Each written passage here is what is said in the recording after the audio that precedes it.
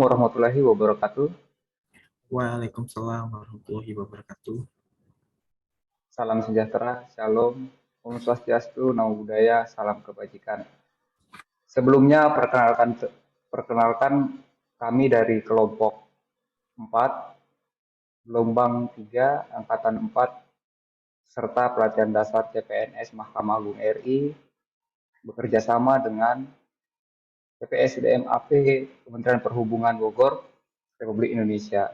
Dalam kesempatan ini kami ingin melakukan perbincangan lah, kurang lebih perbincangan atau bisa dibilang podcast lah, tentang isu yang sekarang lagi hangat, yaitu seseorang hacker yang menyebutkan dirinya itu namanya Bjorka. Tapi sebelum kita mulai, ada baiknya kita memperkenalkan diri dulu. Saya Michael Tristian Ababan sebagai host dalam podcast ini. Saya sendiri berasal dari instansi Mahkamah Agung RI, Satuan Kerja Pengadilan Tinggi Palangkaraya. Kemudian ada co-host di sini. Mas Alam mungkin bisa memperkenalkan diri. Baik, perkenalkan saya Muhammad Rahman Alam, berasal dari instansi Pengadilan Agama Sanggau, peserta Latsar CPNS 2022, golongan 3, angkatan 4. Ya, terima kasih Mas Alam. Kemudian di sini ada dua narasumber ya. Kita mulai dari mungkin perkenalan dari Mas Wisnu dulu. Baik, Assalamualaikum warahmatullahi wabarakatuh. Perkenalkan, nama saya Wisnu Trinugroho, CPNS Analis Perkara Peradilan dari Pengadilan Agama Pangkalan Bun. Gitu. Oke, terima kasih Mas Wisnu. Mungkin narasumber kedua, silakan memperkenalkan diri Mas Gesya. Baik, terima kasih atas waktunya Mas Faisal Nababan. Perkenalkan, nama saya Gesa Kranto Hutomo. Saya dari instansi Mahkamah Agung, satkernya adalah Pengadilan Negeri Kuala Kurun. Terima kasih, Mas. Sama-sama. Kita mulai aja mungkin ya pembahasan kita ya. Kita membahas secara santai aja lah. Ini kan akhir-akhir ini lagi booming nih isu hacker yang katanya itu dia mampu membobol lah istilahnya data-data penting yang ada di pemerintahan kita. Dia menyebutkan dirinya namanya itu Bjorka. Nah, dari isu tentang Bjorka ini saya pengen tahu dulu nih, kira-kira Mas Wisnu lah ya sebagai narasumber dan Mas Kesha itu tahu nggak tentang isu yang sedang hangat ini? Dan kira-kira isunya itu Mas sendiri itu, Mas berdua ini tahunya dari mana? Gitu. Kita tanya, kita mulai dari awal dulu lah. Silakan mungkin dari Mas Wisnu dulu.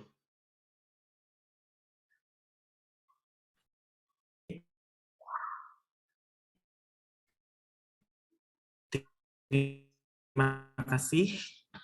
Terkait media sosial Instagram. Itu kan banyak sekali berita-berita dari media sosial, terkhususkan dari BBC sama CNN yang memberitakan tentang Bjorka ini. Nah, Bjorka ini salah satu menjadi pusat perhatian lah akhir-akhir ini kan, karena disinyalir yaitu mengantongi 1,3 miliar data SIM card penduduk Indonesia. Selain daripada itu, Bjorka sendiri juga disinyalir mampu membobol data-data berkas negara, seperti surat penting dari Badan Intelijen Negara kepada Presiden, sekaligus identitas dari pejabat tinggi pemerintah di Indonesia, seperti Menteri Perekonomian dan Investasi, Bapak Luhut, Ketua DPR, dan Kementerian Kominfo itu sendiri, seperti itu, Mas.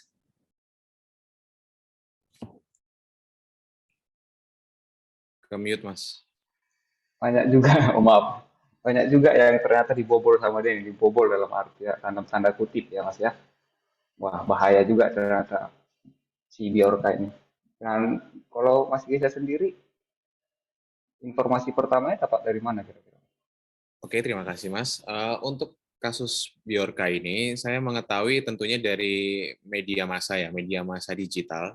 Dari beberapa literasi saya sempat membaca, kalau Bjorka ini merupakan hacker yang menjebol informasi-informasi penting negara ini.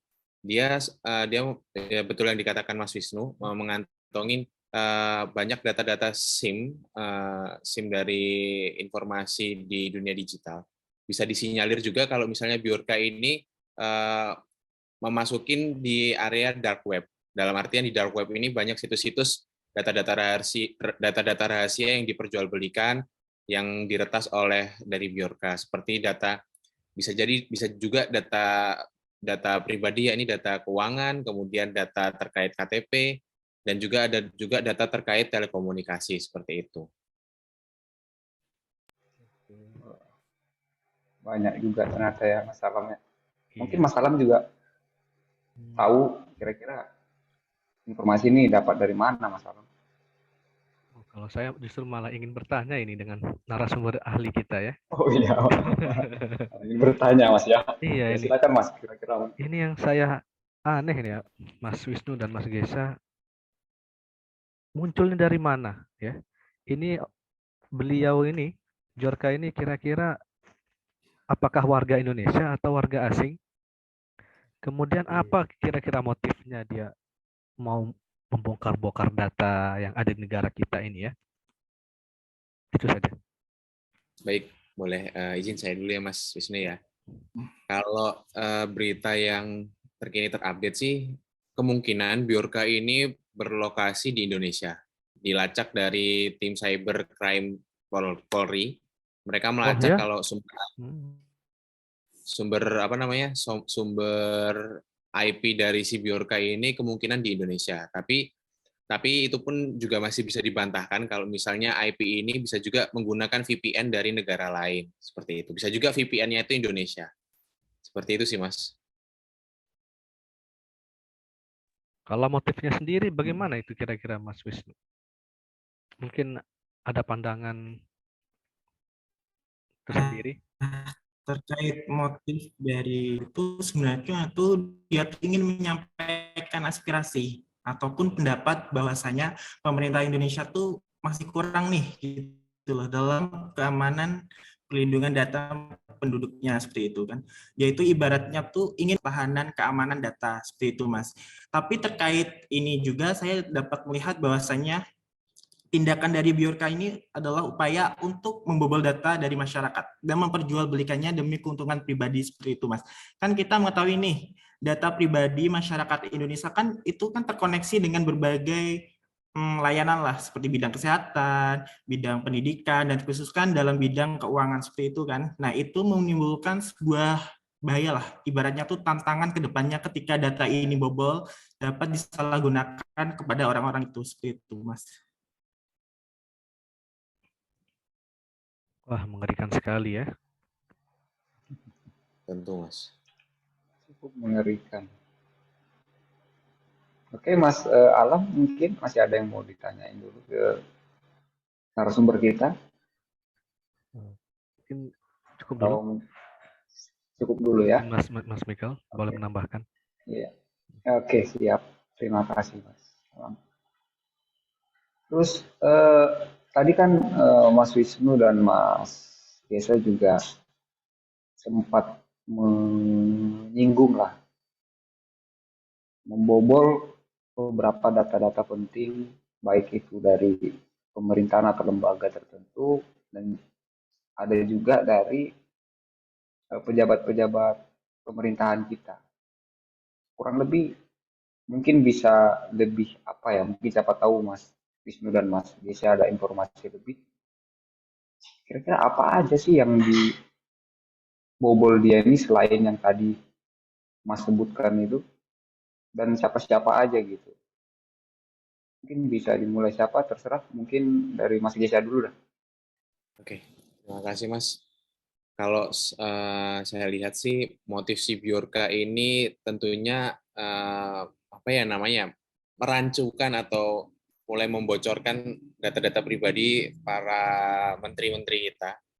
Tentunya hal ini adalah perbuatan yang sangat dilarang dan termasuk ada perbuatan doxing, di mana doxing itu membocorkan informasi-informasi pribadi dari seorang dari tokoh-tokoh penting, untuk diinformasikan ke publik. Banyaknya menteri-menteri yang dibocorkan informasinya seperti Bapak Erick Thohir, Bapak Johnny J. Plate, kemudian Bapak Luhut, terus kemudian Bapak Jokowi juga infonya juga dibocorkan rahasianya. Kemudian selain itu dari Bjorka ini juga dia unik, dia mengungkap kasus tokoh sebenarnya di balik kasus pembunuhan Munir. Dia menyebut adanya Ketua BIN pada era Soeharto yang juga terlibat tapi tidak terungkap. Nah, itu kan masih tanda tanya sebenarnya motifnya dia ini apa sih? Apakah benar untuk menyampaikan aspirasi ataukah dia emang benar kata Mas Wisnu tadi berusaha untuk mencuri data dan memperjualbelikan, mungkin bisa juga ke negara lain untuk merusak sistem keamanan negara kita melalui sistem cyber seperti itu. Itu sih, Mas. Oke, baik, terima kasih Mas. Mungkin dari Mas Wisnu ada lagi mungkin informasi lain terkait pembobolan ini. Sedikit menambahkan. Nah, sedikit menambahkan ya, ini terkait kasus kebocoran data di Indonesia. Ini saya sudah mulai aktif melakukan pembobolan data itu pada tahun 2020, di mana sebanyak 11 juta data pelanggan Tokopedia itu dibobol. Baik dari username, password dilakukan pada bulan Agustus 2022, di mana sebanyak 200. Luar biasa. Betul. Ngeri nih si Bjorka. Iya. Sampai benar mungkin bisa dibilang secara kasar data kita di pemerintah Indonesia ini diobok-obok sama dia ya. Ada yang cukup Mungkin dari menarik. Mas Alam.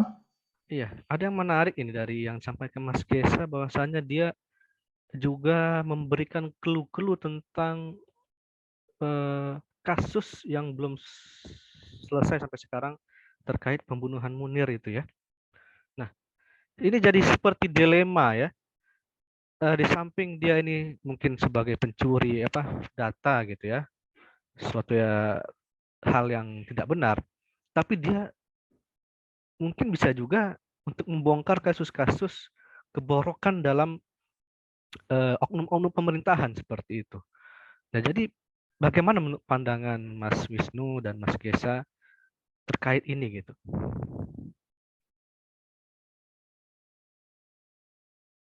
Kalau pandangan saya sih, kalaupun dia memang ingin mengungkapkan kebenaran, seharusnya tidak dengan cara seperti ini dia menjebol keamanan informasi negara kita ya. Karena hal ini sangatlah rentan, karena dia bisa mengetahui semua rahasia negara kita. Dan yang saya takutin itu tadi, takutnya nanti si Bjorka ini melakukan transaksi ke negara lain, data-data kita ini bisa diakses oleh negara lain. Itu sih.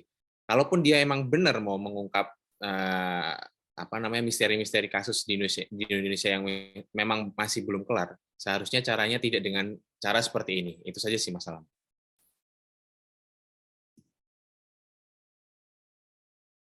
Oke. Jadi seperti itu ya. Kemudian Mas Wisnu? Terbuka nih informasi-informasinya, kita makin banyak dapat informasi. Sebelum kita kan tadi kan Mas Wisnu sama Mas Gesa lah sedikit menyinggung bahwa apapun tujuannya, walaupun meskipun itu untuk mengungkapkan sebuah kebenaran, tapi kan tetap dia menyalahi aturan. Kalau kita berbicara aturan, pasti kita berbicara tentang hukum dong. Iya, Benar ya teman. Ibarat Robin Hood ya. Nah iya, Robin Hood pun mencuri pun untuk yang baik tetap aja salah kan gitu. Sebelum kita masuk ke ranah hukumnya gitu ya, kan kita tadi bicara bahwa ini dibobol, menteri ini datanya dibobol, ini lembaga ini dibobol. Tapi kan kita perlu tahu informasi bahwa yang bersangkutan, baik itu lembaganya, instansinya, ataupun perorangannya lah, menteri dan sebagainya, sudah mengeluarkan statement belum, bahwa kita kan perlu tahu juga, jangan-jangan cuma ini dibobol loh, tapi ternyata yang dituju merasa tidak, enggak kok, datanya enggak sesuai, dia bohong, bisa jadi kan seperti itu. Nah, kita perlu tahu, mungkin Mas Wisnu sama Mas Gesha atau Mas Alam sendiri punya informasi nggak kira-kira dari orang-orang yang merasa yang katanya datanya dibobol ini, apa statement dari mereka? Itu aja mungkin. Siapa terserah, Mas Gesha boleh mulai duluan.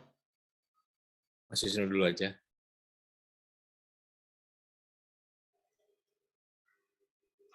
Baik, terima kasih atas pertanyaannya, Mas. Berdasarkan literasi yang saya baca terkait benar atau tidaknya data yang dibobol oleh Bjorka ini, ada beberapa statement dari pejabat pemerintahan yang menyatakan bahwasanya data yang disampaikan oleh Bjorka itu jumlahnya tidak sebanyak apa yang dipaparkannya kepada publik. Seperti contohnya terkait pembobolan 1,3 miliar data SIM card itu. Ternyata setelah ditelusuri itu cuma sebanyak 700 data aja. Di mana sisanya itu yang sampai miliaran itu ternyata cuma Menyambung dari Mas Wisnu, betul, intinya negara itu harus meningkatkan proteksi terhadap informasi pribadi warga negaranya, dan tentunya juga Kominfo harus meningkatkan sosialisasinya terhadap warga negaranya untuk cara melakukan atau mengamankan data-data pribadi dia seperti KTP, kemudian SIM card dan lain-lainnya, supaya tidak semua orang dapat mengakses informasi pribadi tersebut. Dan tentunya juga Indonesia kan memiliki BSSN, Badan Sandi dan Cyber Nasional. Itu juga harus meningkatkan kinerjanya untuk memberantas hacker-hacker yang berusaha membobol sistem negara kita. Dan tentunya caranya seperti apa? Ketika hacker menyerang, kita juga harus menyerang dengan hacker. Tentunya hacker ini ada juga hacker yang white, dalam artian hacker yang white itu adalah hacker yang berusaha untuk melindungi data-data negara. Mungkin perang digital atau perang cyber, ya ini yang dimaksud perang hacker dengan hacker, seperti itu sih.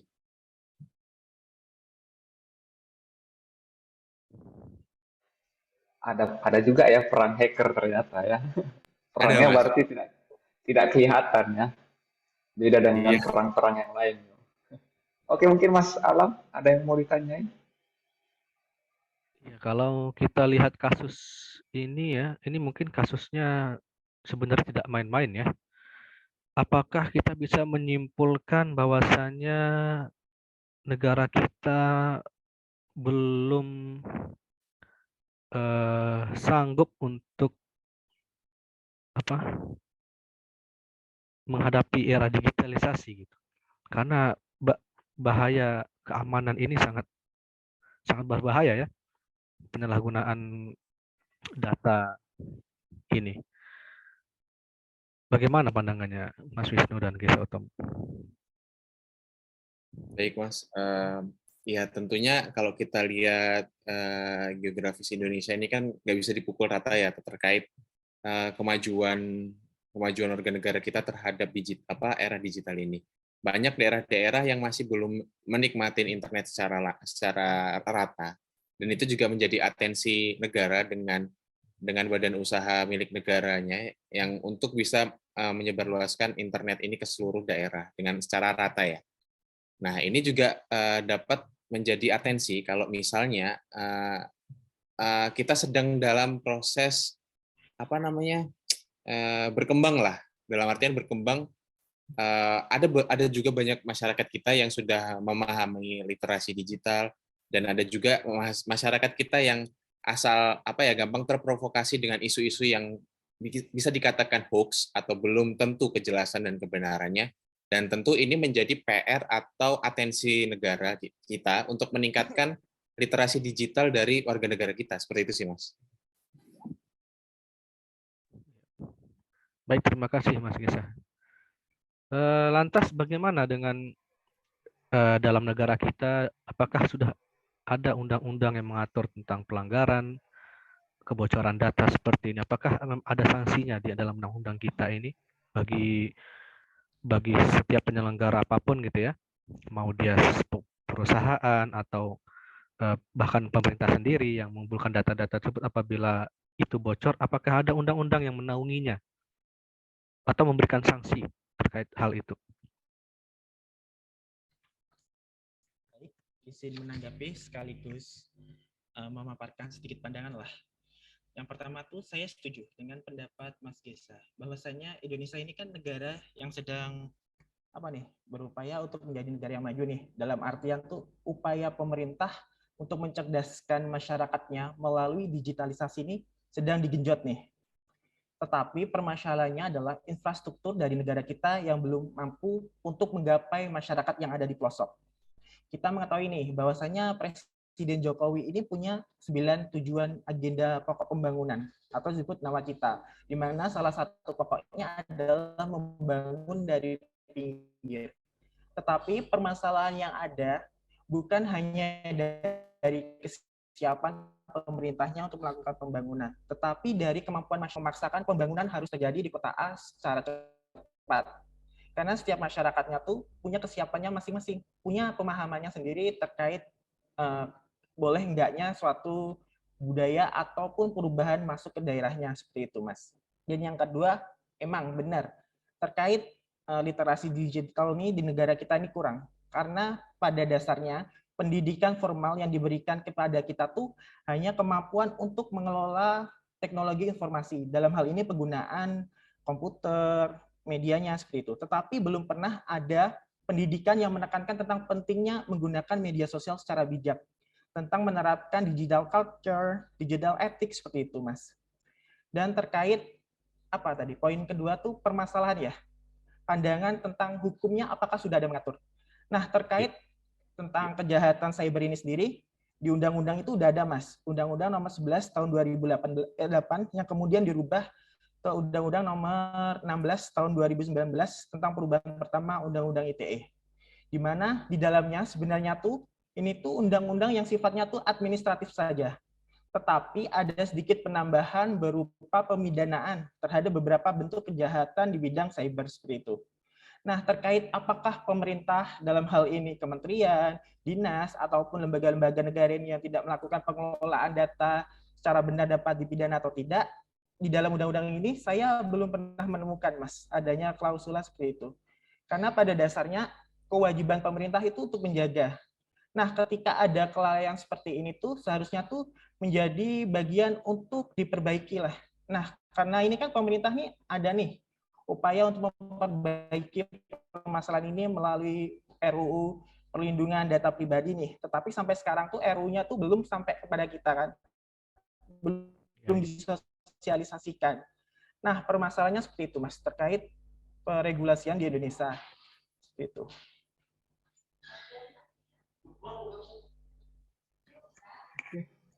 Terima kasih. Mas Alam, kira-kira ada lagi? Ini sebenarnya mau habis. tapi tadi ya penjelasan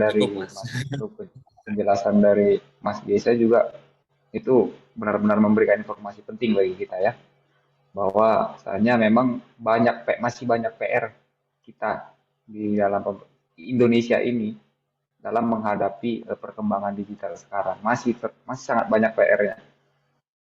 Apalagi kita sebagai calon ASN, ya. Berarti ini juga sedikit membakar atau memotivasi kita lah, bahwa kita pun sebagai calon-calon abdi negara ini, calon-calon ASN ini juga harus mempersiapkan diri